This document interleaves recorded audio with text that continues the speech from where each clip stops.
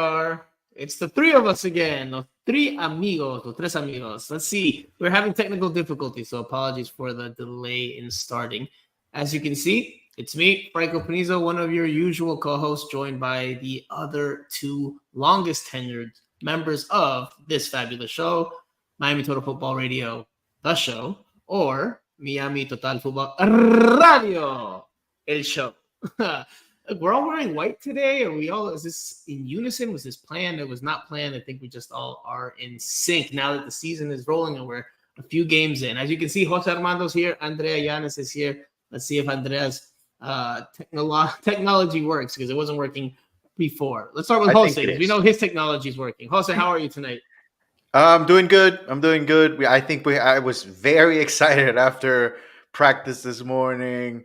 You know, we saw something completely different. I think this is probably the first time since Messi got here that we saw, actual tactical work. So, I mean, there's a lot to talk about, and I just can't wait. It's going to be tough to make it under 1 hour and 10 minutes. 1 hour and 10 minutes tops.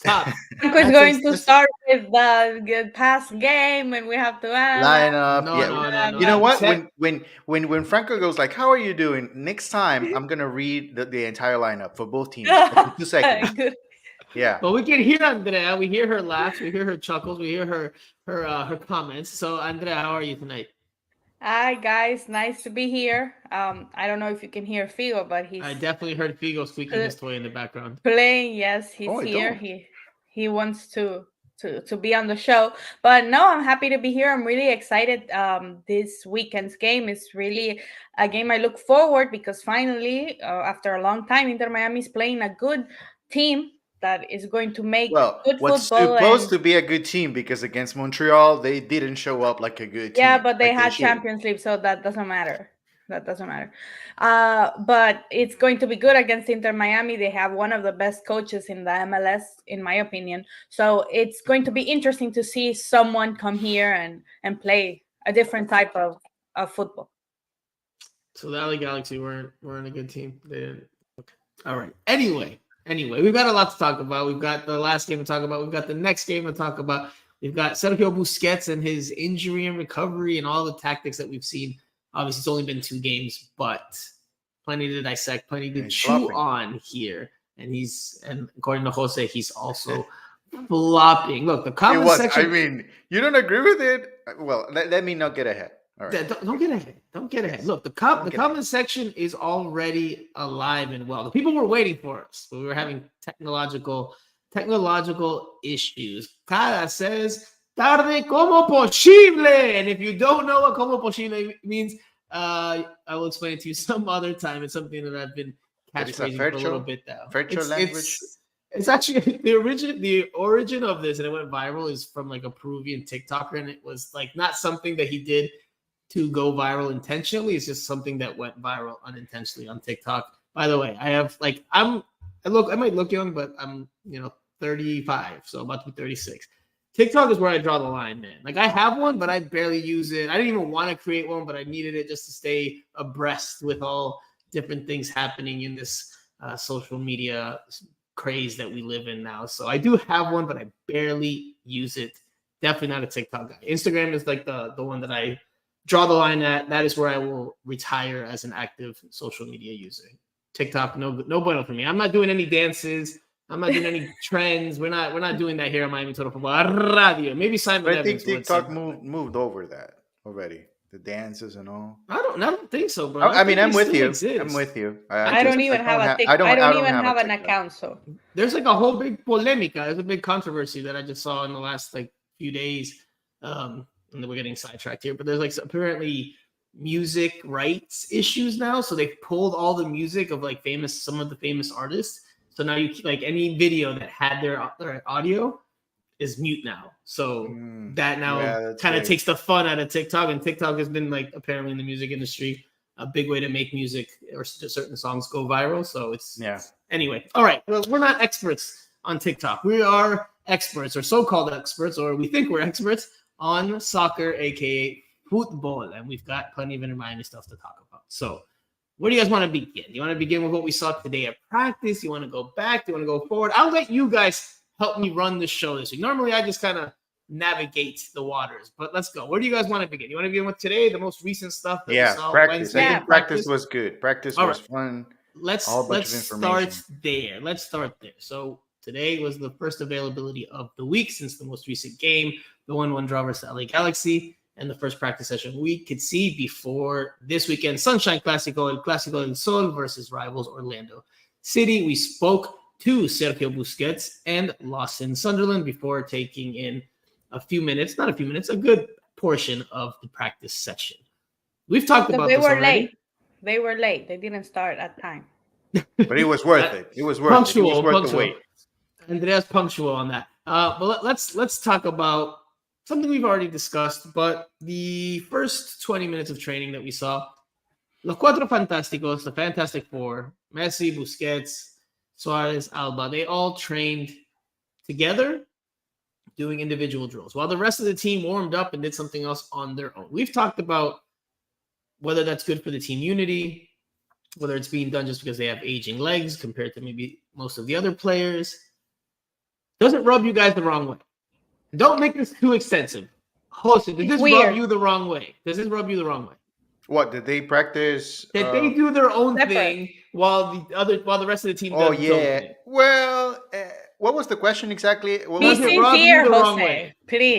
It doesn't rub me the wrong way, but it makes me suspicious about why are they working separately from the rest of the group. It makes me feel like it's not something positive for the collective.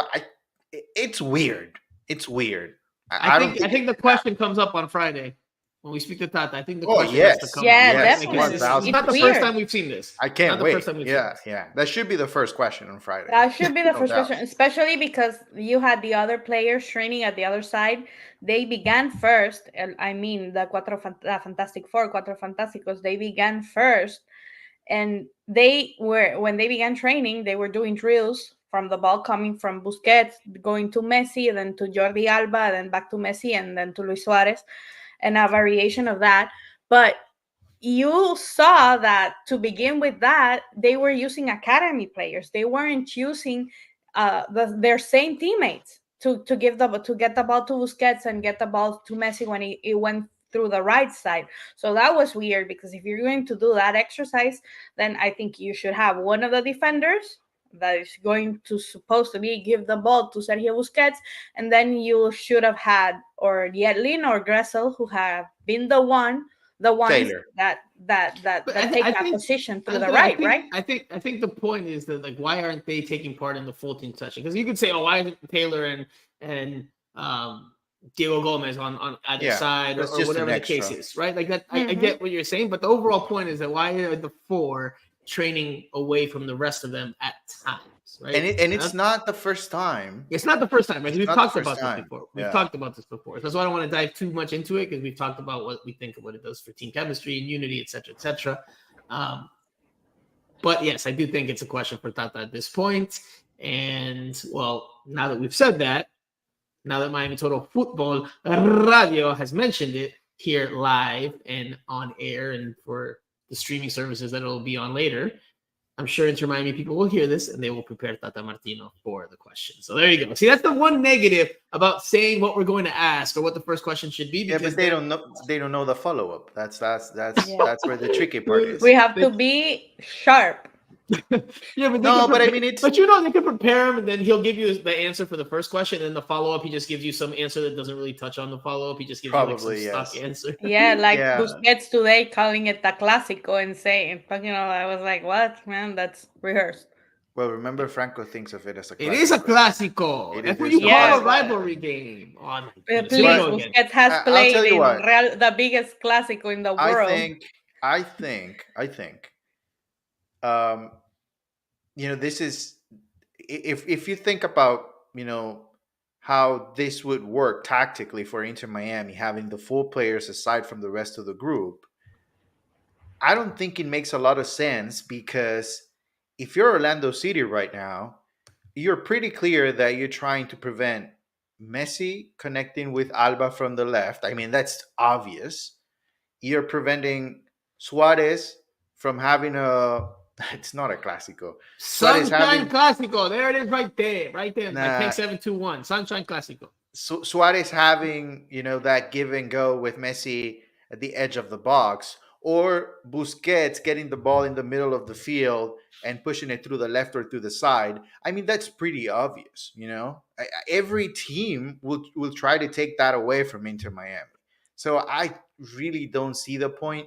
And I know they understand. They know each other. And Tata mentioned it a few weeks ago, and he said, especially about Luis Suarez, the one thing that he's missing, since he didn't have a good enough preseason because they traveled, he said that what's missing for Luis Suarez is the connection with the other players, not necessarily with Messi or Alba or Busquets. So, not to say that after we left they didn't work together, but why would you put them out there early on to do those drills? I mean, it doesn't make a lot of sense. I enjoyed it, because Yeah, I enjoyed it that because gives it's me a sense of what they're finally, doing. yeah, finally we saw some tactics and we saw something else from Inter Miami besides the stretching and the preparations to get ready for training. So it was interesting. And listen, it's not something that it's surprising because we already know that that's their style of play. And I said it a couple of podcasts ago that is going to be a problem, like Jose is saying right now, because if that's the only thing you focus on, then teams will know how to stop you, how to. And even Busquets said it today when he was talking to us that LA Galaxy had a man on him all the time. So it's going to be difficult for Inter Miami. I don't know. This is for me weird to see.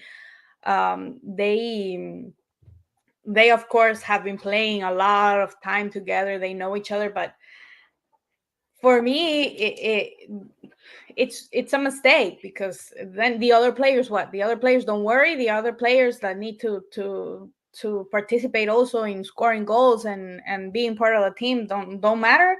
They are a second thought for Tata Martino and his Nah, I wouldn't go that tactics. far. I wouldn't go So that far. I don't They're know. not a I second don't think thought. this is an everyday occurrence either. I think it's not uncommon. I don't think it's happening every day. But that's why we need to ask Tata the question on Friday when we speak to him before this weekend's match. But By the way, it's Juan curious. Arango mentioned it's not a Clasico. So I was You Andrea have to was trust speaking. Juanito. Juan Juanito is Arango in the right. comment section, Franco, a matchup that has only been played 5 years is not a Clasico. See, I disagree because geographically speaking, they're the two Florida teams in MLS. To me, it's a Clasico. It's a Clasico. That's what I mean. Just doesn't mean don't like for the English speakers out there. Don't literal translate it and think it's an all-time classic. It's just that's the word for derby. It's the word for a rivalry game. However you want to look at it, Clasico is un Clasico. That's it. That's all. Whether you think it's a high-level rivalry game with a lot of animosity or not, that's a different conversation. I think Busquets was coach today to tell us a Clasico and a big game. Blah blah blah. It is what it is. The league tries to make it happen, so it is rivalry week, whatever it's called this week in English. I don't remember the exact name. Rivalry week, right? So it is what it is. It's already rivalry. By the way, the fact that it's Inter Miami versus Orlando City in what I call the Sunshine Clasico, El Clásico del Sol in week 3 seems like a wasted match. Yes. Right? You could have had it later in the year, in the summertime, or closer to later in the spring. No, it's meaningless. No.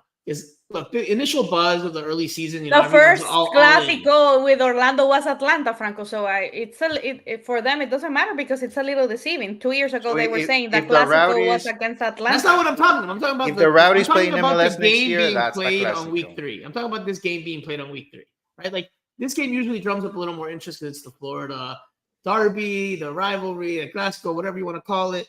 Usually drums up interest, and to have it in week 3 feels like a waste because there's already interest. There's already interest in the start of the season. It's usually after the first month or so when things start to taper off a little bit. People start focusing on other things, and then when they have this the spike with the rivalry game, then people tune back in a little bit more. So I feel like it's a bit wasted, a bit weird that they scheduled it this early in the season, or at least this first match. But anyway, all right. So let's talk more about what happened today. But to do that, we have to look back at what happened this past weekend. I know it's not your favorite thing to do, Jose, but alas, it has to be done. So Inter Miami tied the LA Galaxy 1-1 on Sunday night, late for us East Coasters. Goals from. Oof, I don't know if I can fully pronounce the name. Jose, you're a commentator. Just go at it. Doesn't matter. No, this one's difficult for me, brother. This one's difficult for me. Well, no, anyway, the LA Galaxy scored first, and then Lionel Messi came up with stoppage time goods to save a point for Inter Miami. 92nd minute goal, 1-1 draw, a point on the road in a game that Inter Miami was so-so in. So not a great first half, better second half. This was Inter Miami's starting lineup. Equipo que gana no se tocó. So a team that won in week 1, as the old Spanish adage and saying goes, you don't touch. It stays the same. So you had Drake Callender in goal, DeAndre Yedlin, Thomas Aviles, Sergio Christoph, Jordi Alba, the back four, the midfield 3, Julian Gressel, Sergio Busquets, Diego Gomez, and up top, Lionel Messi and Robert Taylor flanking Luis Suarez. So no changes were made. Everyone was back in.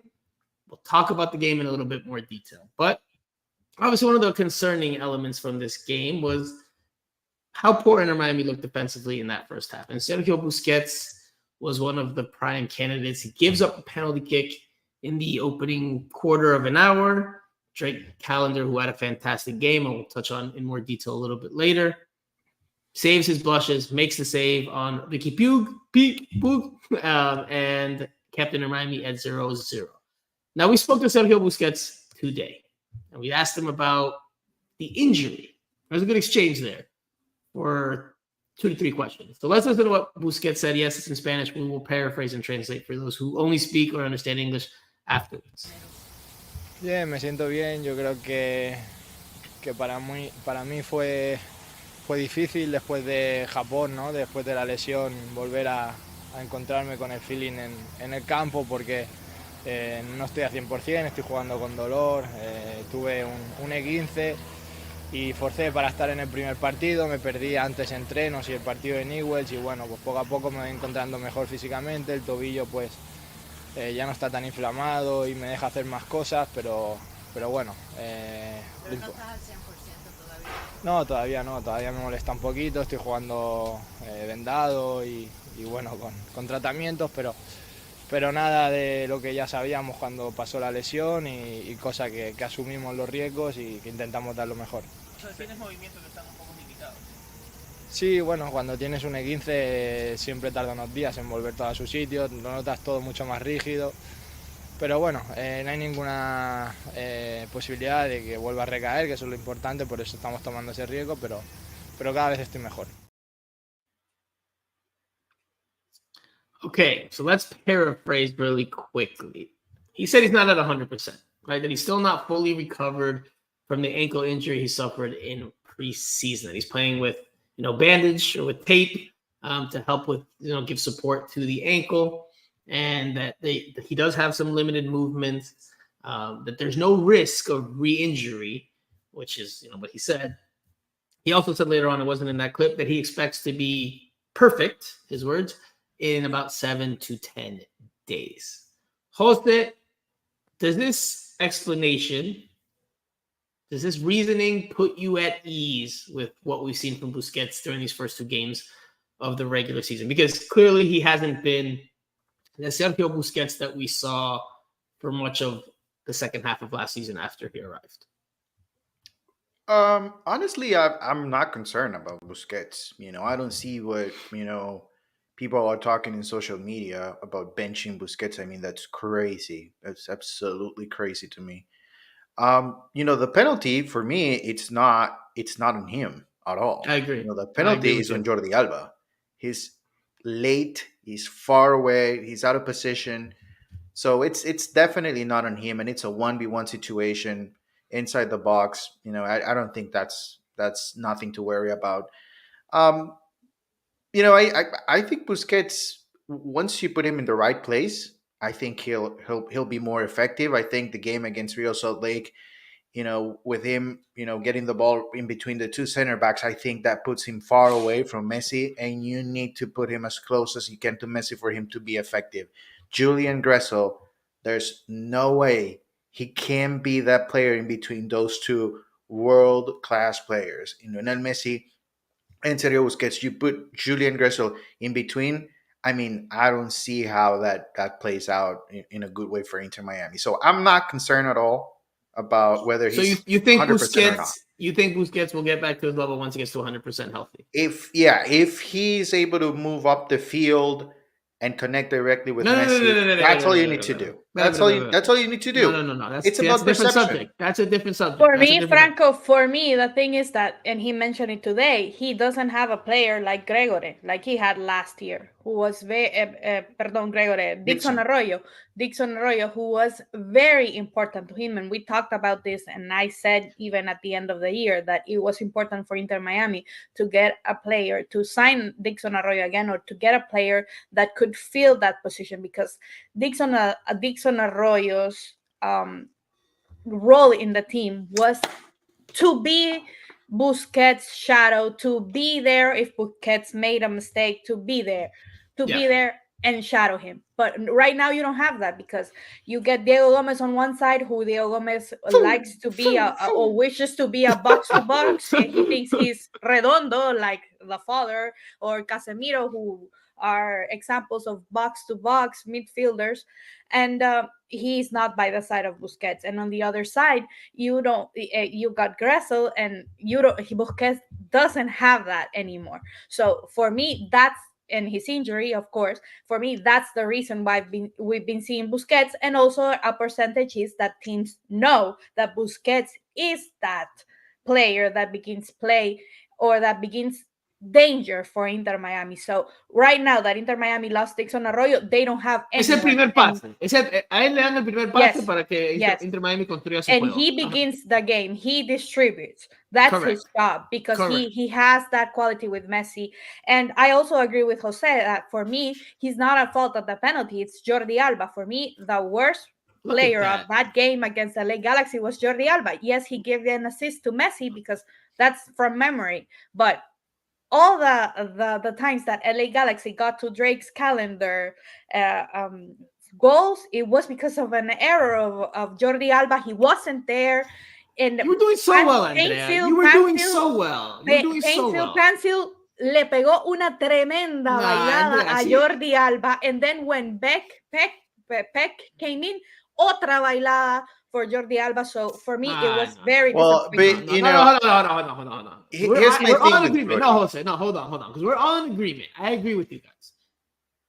Like the injury obviously is limiting him a bit. I think we're all in agreement that he said he's not 100% healthy. He even says that he hasn't found ese feeling on the field again. So like he's not only not 100% healthy, he also doesn't have that sharpness that he feels that he needs because he missed the end of preseason. So he's working to get that back from a football standpoint, un estado futbolístico, and then from a healthy standpoint, from un estado ya más físico.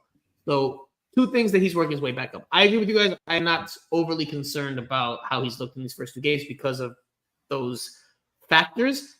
I also agree with both of you that the penalty kick's not on him. Yes, he pulls on the shoulder of Paintsill, but if he doesn't do that, Paintsill has an open look on goal and could have been an easy goal. The gamble paid off. Busquets only got a yellow card. Drake Callender makes a save. Inter Miami avoided what could have been a goal had Busquets not made that decision to pull Paintsill in the box. So, it's everything. Son apuestas. They're bets. You risk and you either get it right, aciertas, or you get it wrong, or erras. And that one, because of how it all played out, it worked out for him. Now, going to Andrea's point, which we do have the clip here. I think this is the bigger talking point of why Busquets has not looked as good as he had last year in the early parts of this season, the very early parts of this season. That's because there's no Dixon Arroyo flanking him on the side, right? Because when Busquets gets covered, which clearly teams are doing, they don't want to let him be that outlet pass to Messi, right? Because how many times last year, especially in the early going when they all arrived, did we see Busquets find Messi with a straight ball down the middle? Too often, right? Too many dinks, too many passes over the top. Like we saw a lot of different range of passes. Now teams are shadowing him. They're covering him. He even talked about that today and talking about how Ricky Puig was like, se desatendía del partido. He wasn't even focused on the game. He was just focused on shadowing Busquets. So Busquets doesn't have that clean pass, doesn't have that space to turn and find Messi. As our commenter here, Kara says, and I'm looking for the comment section. He said, it was really good. I can't find it now. But it was good. He said something along the lines like Ricky Puig was like yellow on Papa la Huancaína on Busquets, which Papa la Huancaína is a Peruvian dish. And he was really on top of him, like white on rice, if you want to use a more traditional American phrase.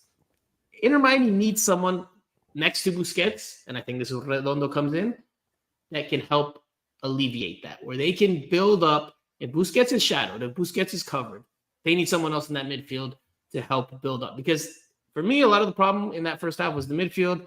Messi got very few touches on the ball. He wasn't overly involved like he was in the second half. And when you limit Messi's touches, you're obviously setting yourself up for success if you're an opposing team. So Julian Gressel, listen, I think he's a right back. I think we all think he's a right back. Right now, he might be playing in the midfield out of necessity because of the lack of bodies that fit the profile that Tata wants in there. Once Redondo is available, I think this changes. But right Redondo now, it's is really the same hurting. as Diego Gomez. The Redondo is not a player like Dixon Arroyo because he's a player also who likes to go and score goals. And so Inter Miami is going to have this same problem with Busquets. Yes, their midfield, they're going to score a lot of goals, but they're also going to suffer in defense. And I've said this 1,000 this times. is to be expected. This is not a team that is built to play good defense. Yeah. It's just just not the case. I mean, so when teams go at Inter Miami, most likely they are going to be successful. I mean, LA Galaxy, and I compare this game on Twitter to the Al Hilal and Al Nassr games because it was very similar in the first half. A lot of chances. The team was struggling defensively. The one thing that they did better was they didn't give the ball away very much. They did it one time, but a controversial foul was called on Busi. So the only difference in this game, it was the LA Galaxy. They don't have the top quality strikers that Al Hilal and Al Nassr had in those games. They were not able to finish. They had a penalty they didn't convert. So that was the main. They didn't have difference Chicharito. in They didn't that have game. Chicharito. Chicharo in that game. So I mean, they are going to struggle. I think they are going to struggle defensively, whether they have Redondo or Diego Gomez at 100%. I'm not saying Dixon Arroyo for the defensive presence. I'm talking about Dixon Arroyo's función, right? His responsibilities with the ball. Because when Busquets gets Redondo is not that. That's a problem. Redondo is more like Diego Gomez. Well, we have to wait and see I think Redondo's going to give them that. I think Redondo's going to give them another player that can darle salida al equipo. I think he's going to play side by side. Maybe with that, I think he's going to have all the defensive responsibility. No, because then you have someone else that can run and cover the ground. That's where I think Dixon Arroyo was so. Diego Gomez. You can put Kremaski when he comes back. I think Redondo's going to do his part. 3 months. Look, I thought Dixon Arroyo last year we need to talk about it right now, because for now, yes, we are all excited for Redondo because we have seen his videos for who his father is, and he plays the same position. But we need to see how he fits in this team, and especially with Busquets. And it was interesting to me that when Jose asked about Dixon Arroyo, he acknowledged that because that is a big player that Inter Miami didn't replace and let go of the other player that could Dixon take Arroyo, you asked what I don't know. I was between you guys. You and I are interchangeable now, bro. Watch out. Yes. So the thing is that, and then Inter Miami got rid of the other player that could do that, who was Gregore. So right now they don't have a player. Yes, Redondo is going to bring a lot to this team, but I don't think that a lot is going to be more for the build-up of the game to help Messi, but not to help Busquets and the defense. But that's where I think la apuesta de este equipo, the thing that this team wants to propose when it's on the field is to just be overwhelmingly good in the attack, which last year was maybe different because of the player profiles. Again, I don't think Dixon Arroyo is gonna. I don't think Redondo is gonna replace Dixon Arroyo like for like, pound for pound in every single role and responsibility. But I think his arrival will help give Inter Miami another option in the midfield. Like I think Jose's in agreement that will help them be able to build out. When Busquets is blanketed and covered, there's extra space elsewhere. But why was Inter Miami's midfield not able to find that space and move the ball forward and get the ball to Messi? because the other players just weren't doing a good enough job of that. And I think that's where Redondo comes in. And the idea, we'll see about the execution, the idea is that he will give them that salida. Because Jose, you've talked about, you brought this up in the last podcast, that Tata Martino had explained que un patrón de juego, a pattern of play that Inter Miami has been working on is Busquets to Gressel to Messi. For this instance, when Busquets is shadowed and covered. Through 2 regular season games, haven't really seen a whole lot of activity out of that. So clearly that's not going to be good enough if you're Inter Miami. That needs to improve. Let's listen to what Busi said about not having Dixon Arroyo and the difference of having someone like Julian Gressel in there. He was very professional. He didn't criticize one or the other, but he did describe some of the differences. Sí, quizás el perfil de Dixon era más de acompañante mío, ¿no? Más estar cerca, más dar equilibrio. Que lo que tenemos ahora con Julian es un jugador con mucho más recorrido, ¿no? Que va hacia arriba, que también puede jugar en esa posición, pero las características yo creo que son más ofensivas.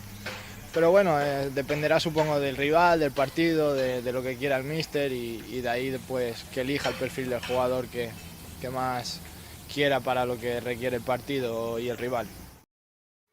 Equilibrio. Equilibrio, yes, that I was going to say, that's the word, equilibrio. Balance, they don't have that, and I don't think that they will have that even with Redondo, at least at the beginning. But I don't think they're looking for that this year. I don't think they're looking to have as much of a balance. I think they're looking to be overwhelming in the attack and that being good enough to beat you in games. I think that's what they're looking to do. Yeah, but then you're going to be like DC United. Benteke is going to score 50 goals and they're not going to win anything.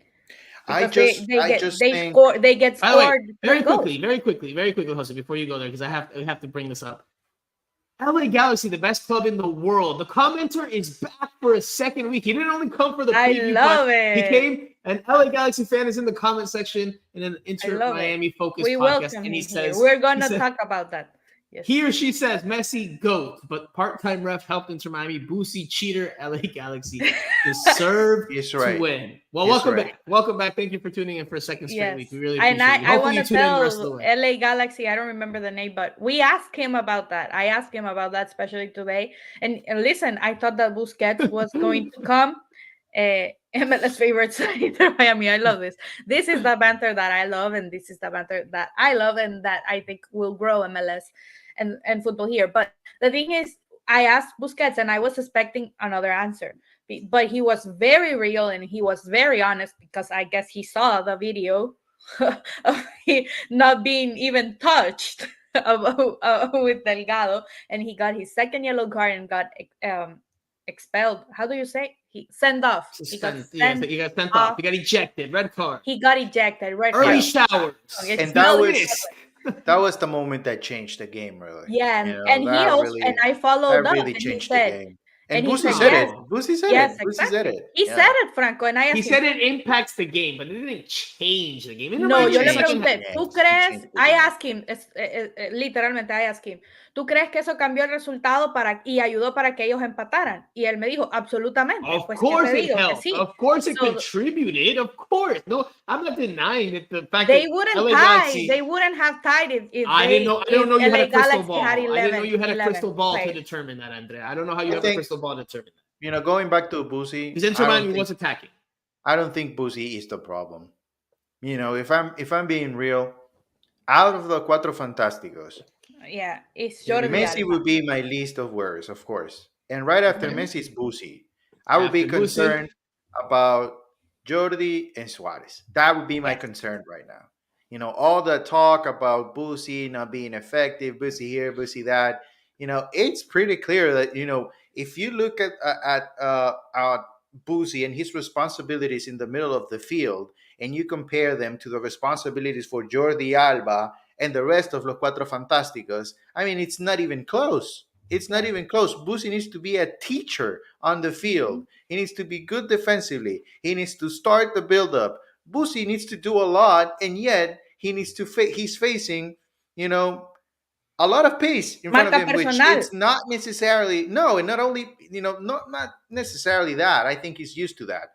But, you know, the pace in MLS in the middle of the field, we knew that that would be a struggle. Even before we knew Messi was part of the deal, in this same pod, we were thinking Busi is not right for Inter Miami. So I think he's performing, you know, at a higher level than what I thought. He's not 100%.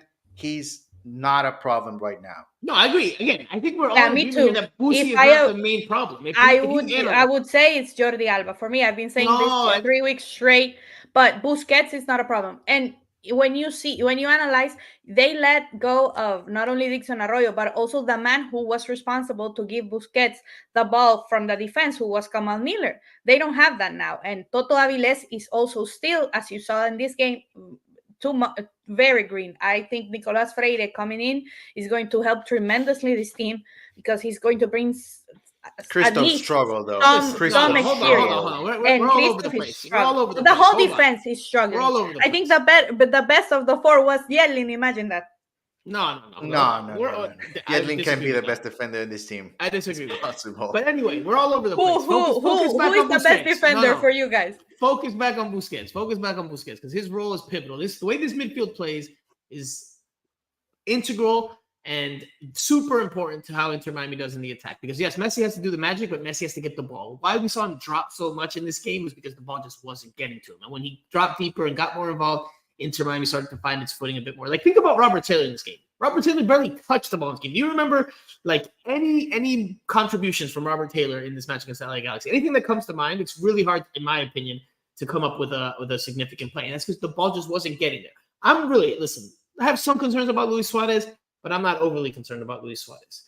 I have some concerns about Jordi Alba, but I'm not overly concerned with Jordi Alba like Andrea is, because he's being tasked to attack.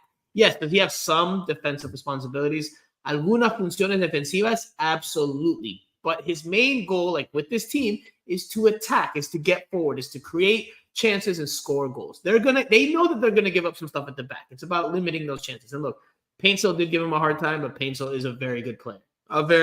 So no. He's very fast. He's not terrible. a very good player. He's not. He's terrible. I mean, he can finish. He can finish. To save his life, he can finish. I mean, he can dribble. He's good with the ball moving forward. You know, he can run from LA to Miami in 20 seconds. All that, yeah, perfect. But he can finish. And that was that's why LA Galaxy didn't win that game.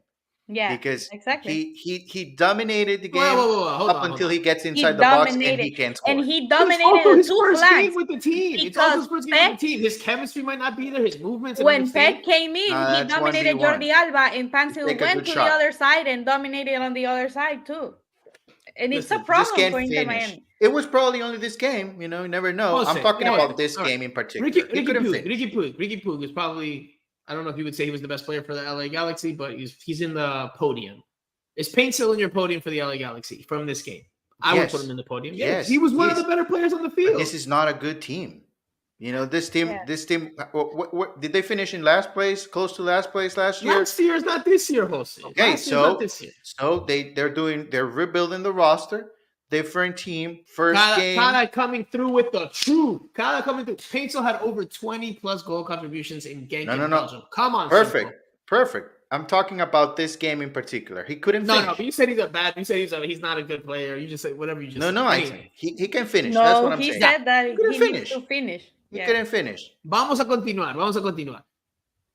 Another reason why Inter Miami. And I would like to revisit goal contributions. What does that mean? Goals and assists, bro. Goals and assists. All right, we'll switch it to another reason why Inter Miami was able to get a point from this game, why they rescued something from Los Angeles, and that is because of Drake Callender, who had a stupendous game. He, alongside Lionel Messi, who again scored the equalizer late on, were named to the MLS Team of the Week for whatever that's worth for you.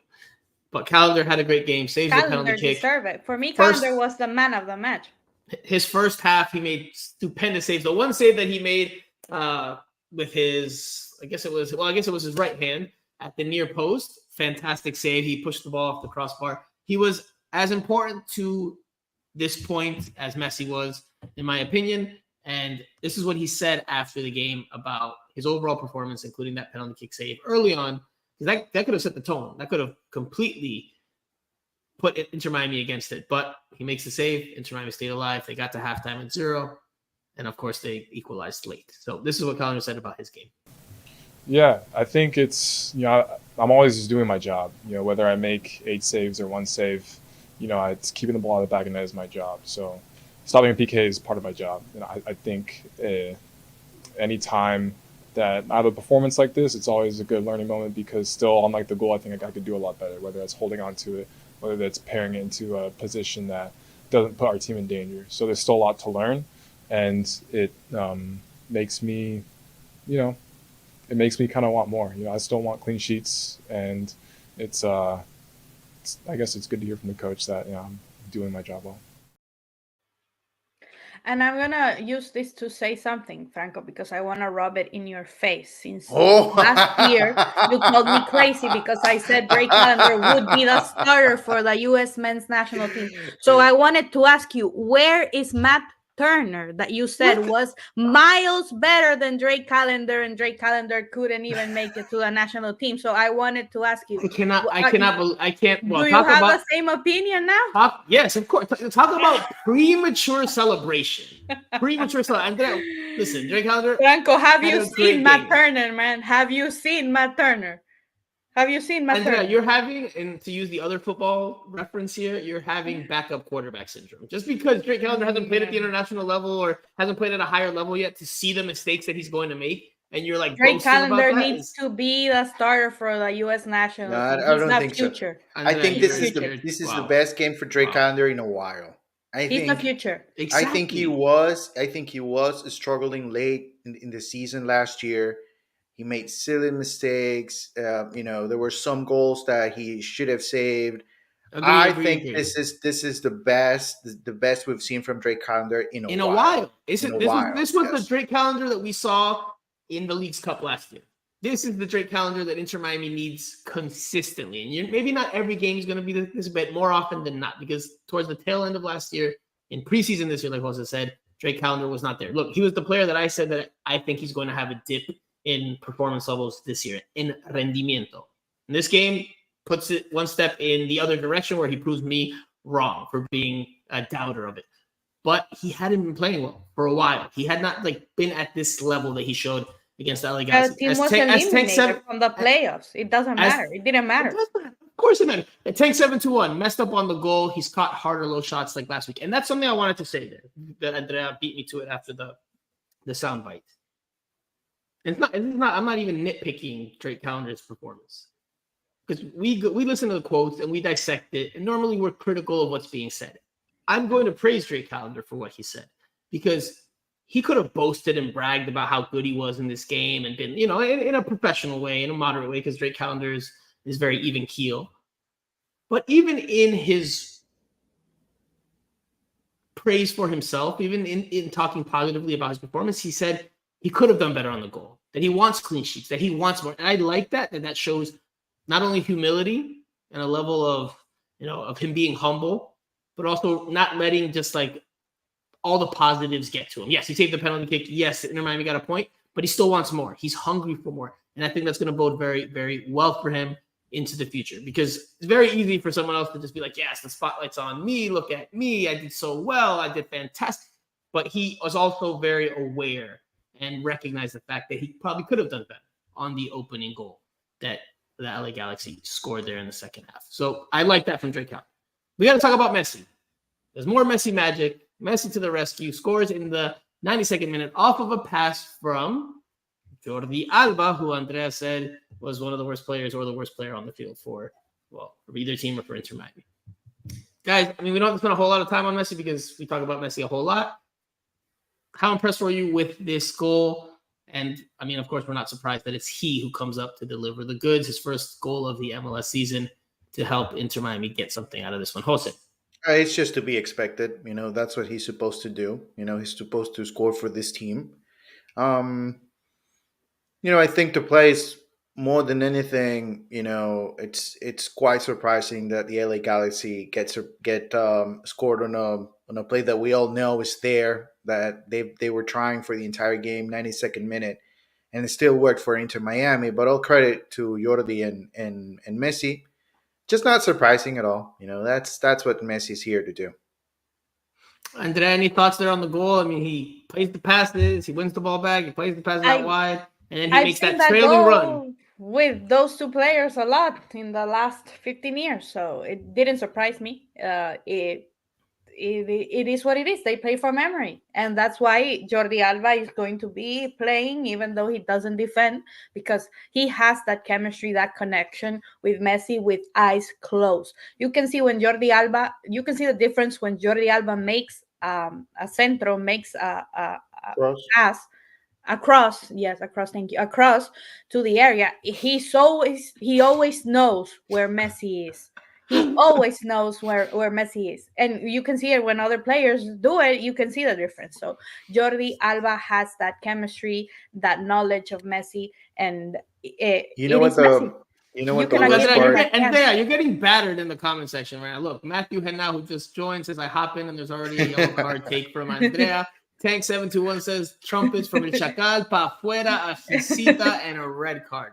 And Why? You know, Why? you know what the worst part for calendar, me. U.S. men's national team take was. You know, well. That's your hottest take of the year so far. I know it's only Matt Turner should not be starting for the U.S. men's national team. We were talking with I stand by Juanito, that. with Juan Arango, and he reminded me of what the reality is for Jordi Alba. You know, he wants to play forward. He wants to be what a winger.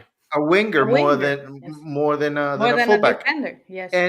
And you know, the worst part for me is that when he's caught out of position, you can see him running back and yelling at Christoph, yelling whoever's nearby. He's yelling at one of his teammates to look up for him. Which you know, I guess they have talked about that. But I mean, come on, asking Christoph to cover on the left. Yeah, like after seriously. you're caught up in that is going to be a problem for Inter Miami for this whole season. No, but I mean, it's a problem that they know. That won't matter if they win games, because they are going to win some games with Messi and Jordi Alba because they are so good that they know each other.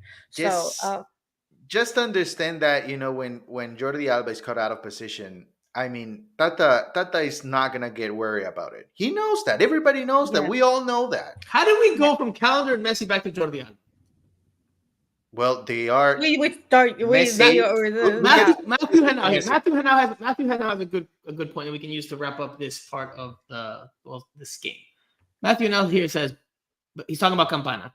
But then again, he's literally in a perfect shooting position. Bro needs to blast that ball straight at goal, not a negative pass. They all in the comment section, it's an instruction. So I don't know if it's an instruction. I don't know. You can see it. Every player. Okay, so wait, let's talk about let's reference it. Let's reference and Suarez. Hold on. Taylor as well. Taylor looks for Let's Suarez. reference what he's talking about, because at the end of the game, when Inter Miami had it 1-1, they were pushing, obviously up a man with Marquis Delgado sent off. They were pushing for the winner. And there was an opportunity for Campana to rip a shot from inside the penalty area, but he tries to play it past Messi, and if I'm not mistaken, it got intercepted, it got deflected, and the danger was averted by the Galaxy. Look, I think maybe part of it's instruction, but I think part of it is also just human nature, man. If you have Messi on your team, like, obviously you could have confidence. You can score a goal like Campana had there. He should have shot himself. But from a player standpoint, I could understand why. So you're a fanboy. No, because from a player standpoint, you're have a Messi on your professional, team. just like Messi. You're playing in the same team. Andrea, like, you don't think that, like, any team that have the best player, they're number 10? Like, I could expect that last year, but right now, Franco, let's be serious. They've been teammates for 8-7 months. So what? It's still Messi. You don't see Cristiano Ronaldo teammates doing that. If they got a chance to score, they score. And Inter Miami and players from Inter Miami should do that, because we didn't see just Campana. We saw Robert Taylor doing the same with Luis Suarez. We've heard the word or the name, especially in Spanish, the dependencia, right? They put a name and they put dependencia after it. Does Inter Miami have a Messi dependencia? Yes, absolutely. And I'm fully convinced that Campana did not pull the trigger. You could say, yeah, he lacked some confidence in himself. But I think it has more to do with him being like, I'm going to give it to the number 10, the arguably the best player of all time, and let him put the ball in the back of the net because I believe in him.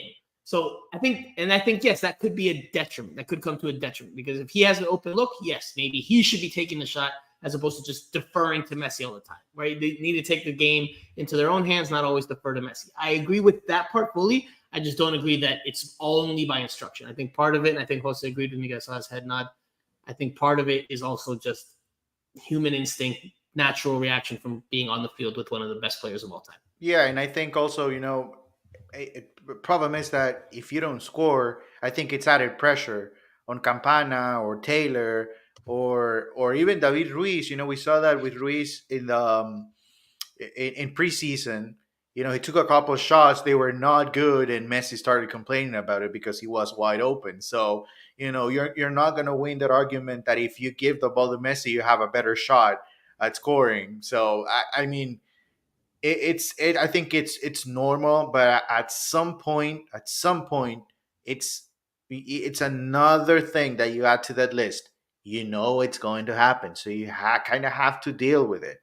This is going to happen for the entire season. It happened last year, and I see it happening now, not only with Messi but also with Suarez. Couple chances for Robert Taylor, but Suarez is making a run. He waits for Suarez, and it's too late. He should have taken the shot, edge of the box. If you go back to week one, Jose, if I'm not mistaken, there's the game against RSL. There's a moment where Robert Taylor takes a shot from afar instead of passing it to Suarez, who was slightly open, and Suarez, lambasted him and got mad at him. And Robert Taylor kind of disregarded and raised his hand and said, "Sorry, my bad." Yeah. But so I think Robert Taylor, in that moment aside, I think again there is a Messi dependencia from this team because of who he is, and I think it's natural. Although Mike V agrees with you, Andrea. He says, yes, oh my God, finally, Andrea is, I don't know what number that is because I have to count all the zeros, but 1 billion% correct. She is saying that what no one else has the guts to say. Everyone's looking for Messi, and they have been told that by Tata. They probably have been told that by Tata, but I think it's also just natural reaction. Look, if you had, I'll put it to you guys like this, and the listeners and the viewers like this. If you had 10 shots from different parts of the field, right, and you need to make 7 of those to win this game, right, just playing a game, that you need to make 7 shots from all different parts of the penalty area. Who are you picking to take those shots? If you need to make 7 of those 10, are you picking Messi or are you picking somebody else to make those 7? Yes, Frank, of course you're picking Messi. Of course. But the thing is, I think that goes through their head. If a player gets that chance, like Campana had that chance, especially that chance, you can see that this is going to be a problem for this team because for a they are a team. They need more than Messi to win because if only took Messi, they would have won last year. And they did. They won League's Cup without playing with any Mexican team except Cruz Azul the first game. So they need a whole team. And all these things that we are talking, including the training apart, are things that are not good in the long run for the team. LA Galaxy is not a good team, but you what would happen, Andrea? More structured than Inter Miami. What would happen, and Inter Miami lacks that because... Andrea, what would happen if, let's say it was a different play, and instead of passing to an open Messi at the top of the 18, Campana or whoever the player is decides to take an awkward shot from a tight angle? Then it's going to be like, well, why didn't he pass the ball? Why didn't he pass the ball to Messi? So, it can go either way. It can go either way. He is also a player of Inter Miami. He needs to get that chance to make that decision. Agreed. Look, guys, the ultimate goal should be to score. The ultimate goal is to score. So it doesn't matter if it's Messi or if it's Campana. Now, 100%. If Messi is open, you give the ball to Messi. But, hopefully for Inter Miami's fans' sake, at some point, it's Robert Taylor, Campana. Yeah, Not balance, not anything else. Personality, have some. Stop being fanboys. Yes, you play with Messi, but you are in the same team. You're a professional. If you take the shot, you believe you can score. Yes. You end up missing, and Messi complains. Just have the guts, the personality to go at him. Hey, listen, I thought I had it. I'm sorry. I thought I had it. And that's it. 100%. I think there's going to come to a point. That goes back to what I was saying, Jose. There should be a balance in the shot selection from the team. I agree with that. But I understand why a player might make that pass. I understand why a player might decide, I'm going to pass it to Messi instead of take a shot myself. I understand why someone Messi would appreciate, if Campana or Taylor or anybody would just not, put your head down and move on. I don't know. I think he'll appreciate that. I've seen him get frustrated at times when the ball's not played to him and he thinks he's in a better position. But anyway. Well, I think he knows the game. We got to get this done in an hour and 10 minutes. And let's talk about Orlando. That's what I want to talk about. That's what we're moving on to. Let's move and talk about a good team. Finally, we're getting a good team playing here. Inter Miami versus I guess the LA Galaxy are a terrible team. Inter Miami versus Orlando City. LA Playing Galaxy here, was- I said, Franco. Yeah. Inter Miami versus Orlando. Andrea, it's been like it's the third week of the season. Inter Miami versus Orlando City in what I call the Sunshine Clasico, El Clasico del Sol, Florida Derby, whatever you want to call it. They will play on Saturday afternoon / evening. Kickoffs at around 4:30 p.m. So if you're thinking it's a Probably night going game, to be 5 don't. p.m. Well, if you're thinking it's a night game, don't, because it's going to be while the sun is still up. So make sure you get there on time. All right. Should be fun. It should be a good one. It's early in the season. What do we expect from this match? Andrea, you're chomping at the bit. I think you're drooling. I don't know if that's water or if you have saliva there, but what do we expect from this game? I can already imagine what you're going to say. I expect a good game because I expect an Orlando City team that is capable and that will come here to play. I was going to say drive pink again, to play at Chase Stadium in a good manner, to come and play some football, to come and fight for the ball and not give the ball to Inter Miami. I think they are a team that has capabilities of taking the ball away from Inter Miami. They are a team that is 100% capable of giving problems to Inter Miami's defense. And if you go defense, midfield, and obviously no one can compare to Messi in up front. But if you go and analyze every step of Orlando City's team, they have a better team right now than Inter Miami because they have a good coach that has created a compact style of play, a strong defense, a strong midfield, and a strong attack. And then they get two players who one has MLS experience in Laredo, and then they get Muriel, who is an excellent player who comes from Serie A. From, I think his last goal I checked was against AC Milan, so against the champions of Italy. A goal scorer who can play through the wings, who can play as a 9. He is going to come and give Orlando City that extra that they were missing last year. So it's going to be interesting to see. It's a great signing. He's a great, for me, he's going to be the signing. Yes, he's going to be the signing of the year in MLS. And it's going to be interesting to see how Tata Martino comes and responds to Pareja's tactic, because we already know how this team plays. So it's going to be a duel in the field, and it's going to be a duel between the two coaches. So I really love that. And duels like this make MLS grow. And I'm really excited about it. So hopefully it doesn't. Should be a good one. It should be a good one. But Orlando City did play on Tuesday in the CONCACAF Champions Cup against Cavalry, and they won 3-1. Luis Muriel, I agree with you. He's going to be a heck of a signing. Someone that Inter Miami definitely has to watch for this weekend. El colombiano te puede meter gol de cualquier lado. So just definitely something to keep, a player to keep an eye on for Inter Miami.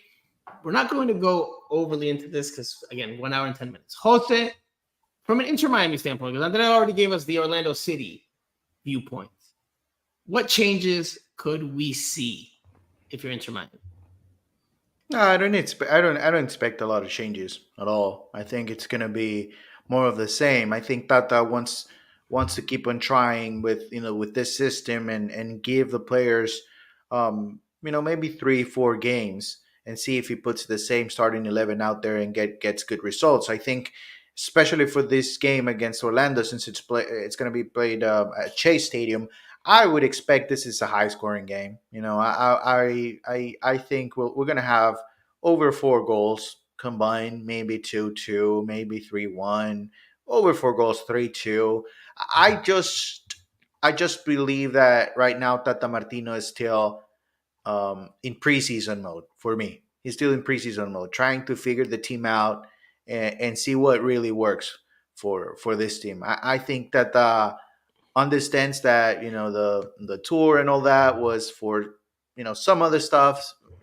We already talked about it, and now is the time that he's getting plenty of time on the field. Like this week was huge for them. I can only imagine having the full week to really prepare for this game. I think it's going to be a solid game, very good game.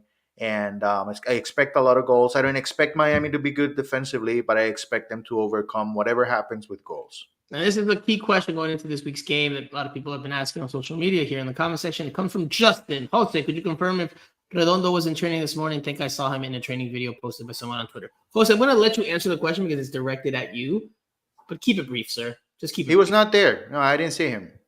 I didn't see him. He's awaiting his visa. He's awaiting his Yes. visa So to get waiting, clearance. maybe he trained when we left, but he cannot train. That would be against publicly. the rules, Yeah. FYI, if that were Yeah. to have happened. But Sunderland, Lawson Sunderland, I think you asked him about Redondo, and he gave He us. said he had seen him.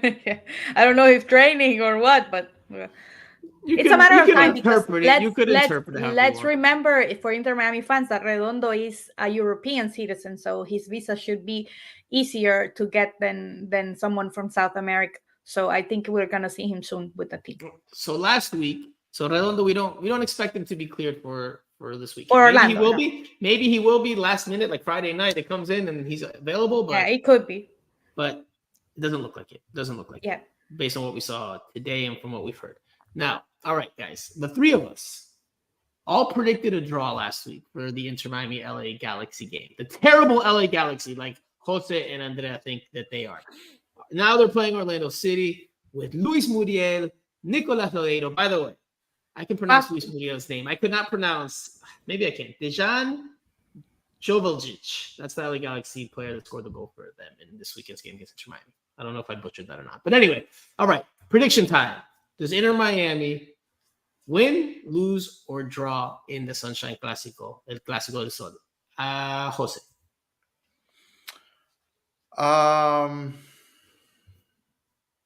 I think it's going to be 2-2. It's an exciting game, but it's 2-2. I don't see them winning this game, but it's. I just think Orlando is better right now. I don't know if it's going to be. That's going to be later on. It's going to be probably different because I expect Inter Miami to get better, but I think it's going to be a 2 tight game, fun, back and forth. Yeah, good game. 2-2. Andrea. I also think they will not win, and I agree with Jose, it's going to be a back and forward game, like I said when you asked me. So I also agree with a draw, but I could see them losing against Orlando also, just because Orlando is a better team collectively than them. But I will go with Orlando's more well drilled. They have more of the same pieces in place under Oscar Pareja. So it's going to be a formidable test for Inter Miami this early point in the season. Yeah. That said, I think Inter Miami wins at home. I like Inter Miami's chances in a game that has goals, and I think this game will have goals, like Jose said. I think Inter Miami sneaks it out 3-2 in one of maybe the better matches of this rivalry. I think it's going to be an entertaining one. I think Messi will have plenty to say about this one, and he'll probably get in the score sheet. So remember last year, he got his feathers ruffled a little bit. Yeah. With how physical Orlando City marked him. So I expect this one to have fireworks. I expect this one to have goals. So I'm going 3-2 to Inter Miami. Any changes? Jose said he doesn't think any changes. I'm trying to think. Maybe Freire comes in. Maybe Freire comes in. Would he come in for Christoph or Aviles? I think he comes in for Christoph. I think he comes in for Christoph. I think Christoph, 1,000%. That's how. Just to be clear, Andrea, before you chew my head off, I'm not saying that's what I would do. I think that's what Tata does. I think if Freire is available, I think he replaces Christoph. I think he likes Aviles' speed and what he brings to the team. So I think Aviles stays. Anybody else? Redondo, maybe if he gets his visa, although that's very unlikely. All right, I guess this is another question. And I guess we can round out the show with this. Suarez, does he start? We asked this last time. Does he start? Jose already answered the question because he said he thinks it's okay. He thinks that there's no problem there, and he thinks that the team stays the same. Andre, I think he will start just based on what we saw today, but I think he's going to struggle in a game with sun. After I saw him struggle at 9 p.m. in a game with the sun shining on top of Driving Stadium, humidity, no rain, no nubes. How do you say clouds? No clouds in the stadium, and I think Busquets is going to struggle a lot in the heat. It's going to be his first game in the heat. He's going to struggle, but he's going to start just based on what we saw in training today. I want to be fair. I think he starts too. When Gonzalo Higuain was here, we thought, I said it 1,000 times in the pod, Gonzalo Higuain plays and Phil Neville, there's no way he's taking him out. Well, I need to be fair. Similar scenario. Luis Suarez plays because Messi wants to play with Luis Suarez, and it doesn't matter what Tata Martino thinks, says, or does. That's it. Suarez plays. Thomas Crown says, yes, Suarez is fine. Same as last year, 65 minutes. Possum. It's just a possum. It says, laugh my ass off. All right. Well, I think Suarez starts again.